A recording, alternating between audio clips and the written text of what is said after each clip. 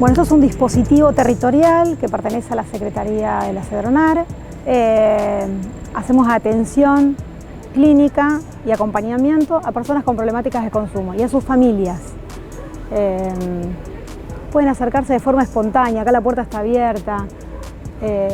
A veces vienen por algunas organizaciones, por la escuela, por niñez, por la justicia o simplemente por un vecino o alguna referencia afectiva que los acercó hasta acá.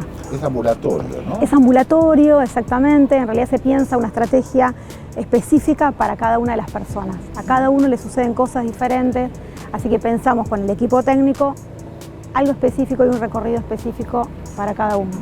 ¿Puede haber consumos que no sean problemáticos? Exactamente. ¿Por qué? El consumo es parte de todos nosotros, ¿no? Todos consumimos algo. Nada, vamos a comprar algo, nos gusta un celular nuevo. El consumo es parte de nuestra sociedad. La cuestión es qué consumimos y de la manera que nos vinculamos con el consumo, ¿no? ¿Cuándo está considerado problemático ese consumo? Cuando afecta algún área de nuestra vida. El trabajo, la familia, la pareja, los hijos, ¿no? Las relaciones sociales. ¿Y qué están viendo en relación a los consumos problemáticos con gente joven, ya que están en una situación comunitaria? ¿Cuál es el tipo de consumo problemático que están viendo? La realidad es que es bastante variado. Nosotros no le ponemos mucho acento a qué sustancia consumen, sino qué les pasa a cada uno, cómo consumen, de la manera que se vinculan. No es lo mismo, hay jóvenes que se vinculan con el consumo por ahí en exceso, que se transforma por momentos en problemático, los fines de semana nada más. Hay otros jóvenes que de verdad consumen todo el día, también tienen situaciones particulares que los atraviesan diferentes.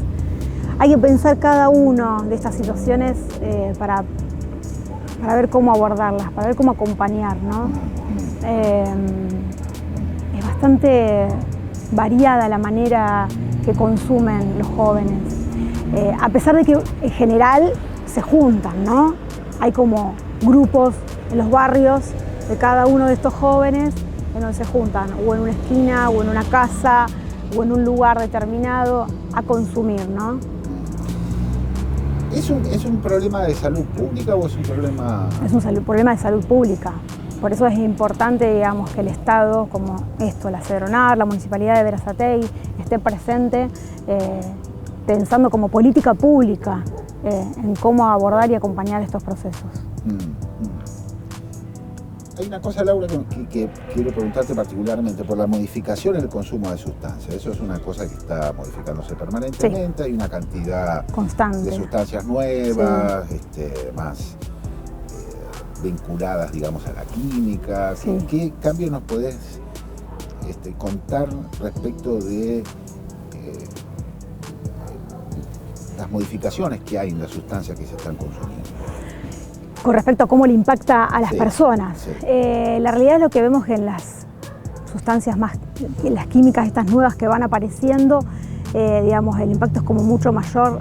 Rápidamente aparece como esa necesidad constante del consumo. No es como tan gradual ese proceso de transformarse en problemático o casi adictivo, ¿no? del consumo. Se instala rápidamente la adicción. Sí, sí. ¿Eso en qué tipo de sustancias, para tener una idea? Y en realidad aparecen un montón, las químicas principalmente. Estamos justo enfrente de la escuela, estábamos viendo recién la salida de los alumnos. ¿Cómo es el vínculo de este lugar con una escuela, un jardín, otra escuela secundaria? ¿Cómo le definirías el vínculo? ¿Y qué hacen ustedes frente a los casos que se puedan presentar en esos lugares? Es sumamente fluido el vínculo. Nosotros arrancamos trabajando, no teníamos el edificio enfrente de la escuela. Así que tenemos como una cercanía de trabajo con cierta intimidad, ¿no? Con las escuelas, específicamente acá del barrio. Cualquier circunstancia que a ellos les pasa, se acerca, se cruzan, nosotros lo mismo, hemos hecho talleres, situaciones específicas que ellos no saben cómo resolver con situaciones de consumo, que por ahí no son problemáticos, pero son consumos. También intervenimos, acompañamos, asesoramos. al equipo técnico y a los directivos principalmente. Cualquier consumo problemático tiene al alcohol dando vueltas. Sí, la mayoría de las veces, sí.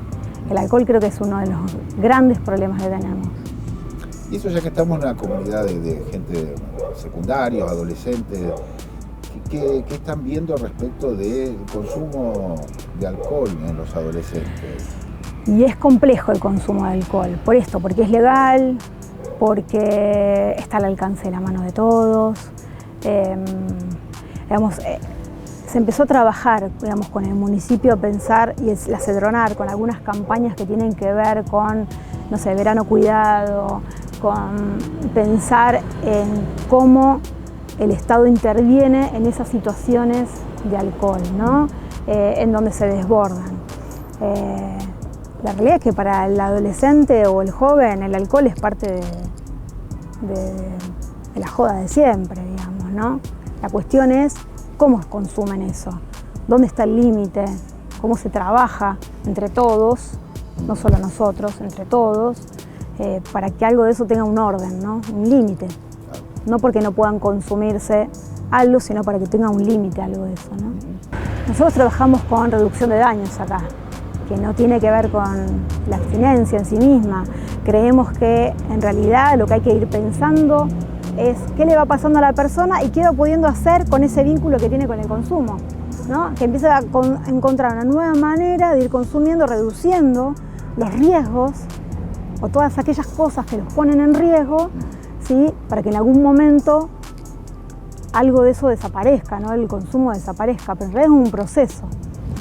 Hay que trabajar en reducir los riesgos constantemente y sí creo que eso hay que concientizar, porque la gente tiene esta fantasía de que, acá vienen, ¿no? Y, que deje de consumir, el fin de semana volvió a consumir un poco, digamos, nada, pero mira todo esto otro que va sucediendo, cómo va pudiendo la persona, cómo acceder a otras cosas o mejorar otras cosas como vínculos. Y yo creo que abstenerse por ahí son situaciones muy radicales, digamos, cuando una persona está en riesgo, para sí o para terceros, como lo dice la ley, sí tiene que intervenir la justicia o hay que hacer otras intervenciones, como puede ser una internación donde, ahí sí, abstinencia ahí, ¿no? Porque la misma lógica de ese lugar lo requiere así. Es un síntoma el consumo problemático. ¿De qué se trata la idea de síntoma? Porque habla de algo de lo que sucede, digamos, ¿no? El consumo problemático es un síntoma, no cualquier consumo es un síntoma. ¿No? Nos está refiriendo que algo más le está pasando a esta persona, que llega a esa instancia, digamos, ¿no? Es como un portavoz, podríamos decir, ¿no? Antes se atribuía mucho la idea de consumo al consumo de consumo problemático, estaba muy vinculado al tipo de sustancia. Claro. Que se consumía. ¿Cómo es ahora esa relación? No, ahora no, digamos, obviamente que uno puede percibir que hay ciertas cuestiones físicas y orgánicas vinculadas a la sustancia que consuma, pero no es lo más importante, digamos, la sustancia no es lo que importa, en realidad importa todo lo otro, la persona en sí misma que termina en esta situación, ¿no? No hay que poner el foco en la sustancia, sino antes se pensaba esta idea de, ¿qué hacemos con la sustancia? ¿Qué hacemos con esto que está ahí en oferta? En realidad hoy lo que hay que pensar es al revés. ¿Qué pasa que la gente se acerca a esta oferta de esa manera? ¿Qué pensás respecto de la estigmatización de la juventud en relación a los consumos problemáticos? Que hay que sacar un poquito el foco de ahí, digamos. Hay muchos adultos que también tienen problemas con el consumo, no solo son los jóvenes, siempre está vinculado estos consumos problemáticos, adicciones o todo ese relato a los jóvenes. Y la realidad es que los adultos también tienen grandes problemas de consumo, ¿sí?